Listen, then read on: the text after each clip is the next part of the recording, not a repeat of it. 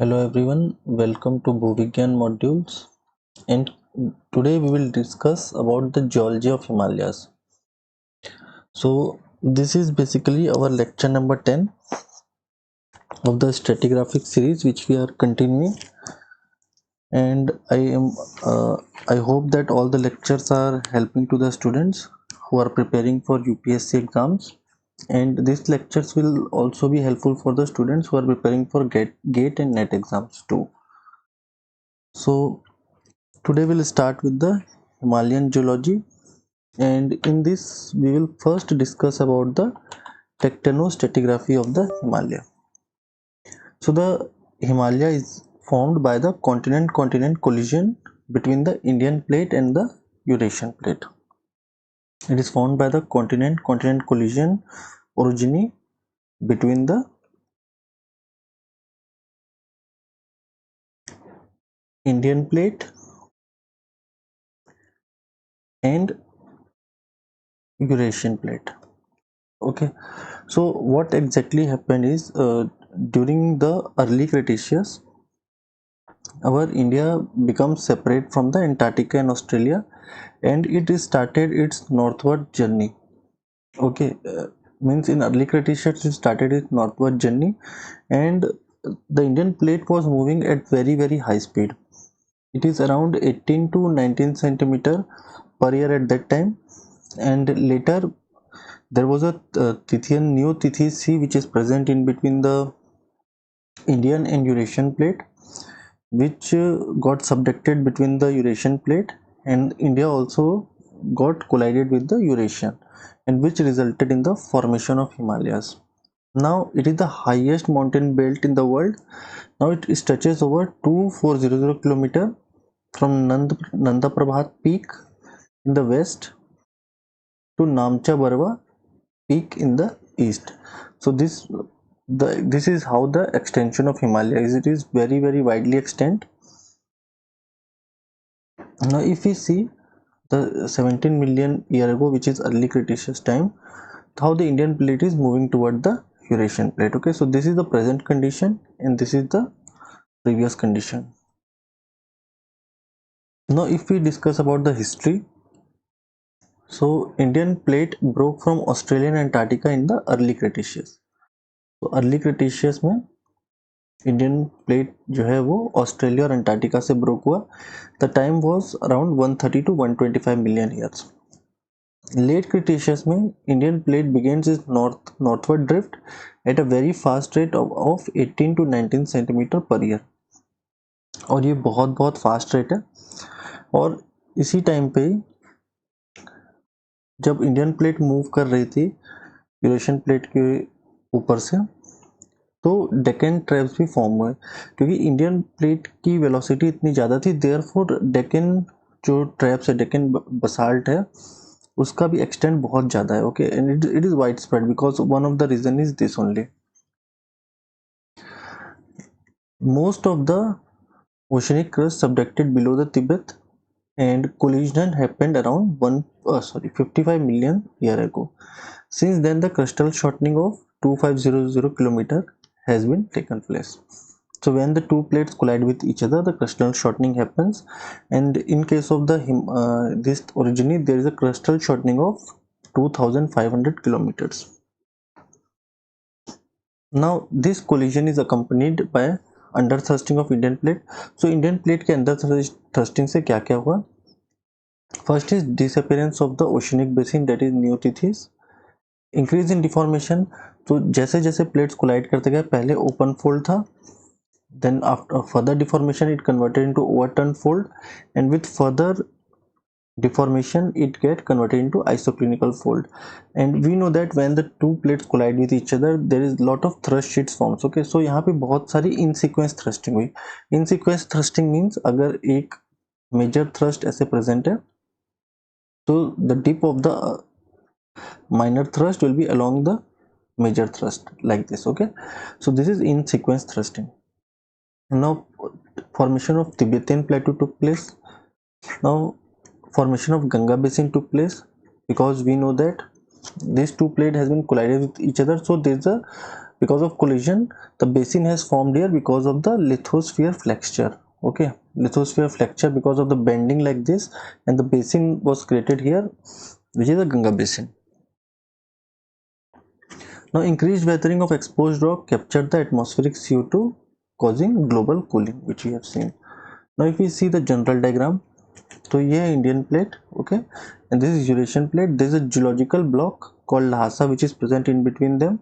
So Indian plate यहाँ move करना start हुई. So पहले Lhasa collided with Eurasia. Then further collision took place. Then Lhasa subducted. Okay, then Indian plate subducted between the Eurasian plate, and it gave rise. It gave rise to the Himalayas. So a general diagram है. Now if you see the tectonostratigraphy unit of Himalaya, this is one of the important question also which has been asked in exam multiple number of time. So this is our Indian plate which is going underneath the Eurasian plate, and this is main Himalayan thrust. Okay, now first here is HFT, which is frontal thrust, Himalayan frontal thrust. Then we have main boundary thrust, then we have main central thrust, then we have South Tibetan Suture Zone, then we have Tithian Himalayas, then we have Indo-Tibetan Suture Zone, then we have Trans Himalayas. Now here we have higher Himalayan crystalline zone, here we have Somorari Nepe, and here is the Ladakh Batholith. So, and here is the foreland Ganga basin. So this is the diagram of the tectonostratigraphy of the Himalaya, and it is one of the most important diagram which has been asked in the exam multiple number of times, and it has been asked for 10 marks in 2023 mains also. Now if we talk about the sub Himalayas, which you can see in the figure, okay, so this is foothill of Himalayan ranges, example Shivalik and Muray. It is separated by Himalayan foreland thrust, which you can see here, which is also known as Himalayan frontal thrust, by Himalayan frontal thrust is here, and this is foreland basin. Okay, so foreland basin and Himalayan frontal thrust, so this region is your sub Himalayas. Now deposit which you get here is tertiary foreland basin like fluvial plus quaternary alluvium. These are main type of deposits which we get here. Now after that we have lesser Himalayas, okay, which is in between MBT and MCT. Now bounded by main boundary thrust in south and main central thrust in north. Now the rocks which we get here is Proterozoic to lower Cambrian sedimentary plus low grade metasedimentary rocks. Now we get intercalated granites also because of the intrusions. Now after that we have higher Himalayan crystallized zone, which is this one. Okay, this is also known as Greater Himalayas, which is present in between main central thrust and STDZ, which is South Tibetan Detachment Zone. So it is bounded by main central thrust in the south and STDZ in the north. It is made up of high grade of metamorphic rock. Okay, therefore it is also known as higher Himalayan crystalline. Inverted metamorphism is also observed near MCT, which we see in the further lecture. What is inverted metamorphism? Okay, now leucogranites are also seen here of Cenozoic are observed near STDZ, which is of tertiary age. Now after that we have Tithian Himalayas, which you can see here, this part. After that we have Tithian Himalayas. So it is around 100 km wide synclinorium, strongly folded and imbricated, weakly metamorphosed rock of upper Proterozoic, Paleozoic and Mesozoic is identified in this particular place. After that we have ITDZ, which is Indus Sangpo Suture Zone. It is defined as zone of collision between Indian plate and Ladakh batholith, also called Lhasa. Ophiolite sequence are found in ITDZ. So this is very important point here. The ophiolite sequence are formed in ITSZ. So if you can see in this figure, this is ITSZ where ophiolite sequence is formed. So Ladakh batholith is basically created because of the collision between the Indian plate and Eurasian plate, which resulted in different volcanic activity, which further resulted in the formation of Ladakh batholith. So this is south here and this is north, and this is the diagram of tectonostratigraphy of Himalayas, and it is very important diagram. This diagram is of tectonostratigraphy of Himalayas, and it is very important for exam point of view. So here we have foreland basin, then we have sub-Himalayas, then we have lesser Himalayas, then we have greater Himalayas, then we have Tethys Himalayas, then we have ITTZ, then we have Trans Himalayas. So I hope this diagram will be helpful for the students. Now if we see the evolution of Himalayas, so as I told, the convergence took place greater than 55 million years ago. Okay, so during the collision, okay, Lhasa went underneath the Eurasian plate, and because of this subduction, volcanic activity took place, which resulted in the formation of different granitic intrusions. So India moved toward the Asia at rapid rate of greater than 18 centimeter per year. Now subduction of northern wedge and deposition in the New Tethys Sea. So this diagram represents this phenomena. Now collision took place at 55 million year ago. Now you can see because of the collision there is a formation of ITSZ, and here the oceanic plate has been also subducted beneath the Eurasian plate. Therefore we see the sequence of ophiolites here. Now at this time some mammals migrated to the sea.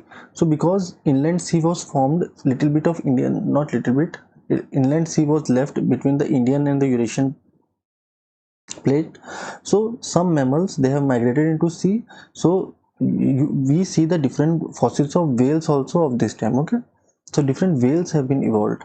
So this is very beautiful example of a fossil, which we see how the evolution took place, the whale, how the whale came into existence as a fossil in this particular area.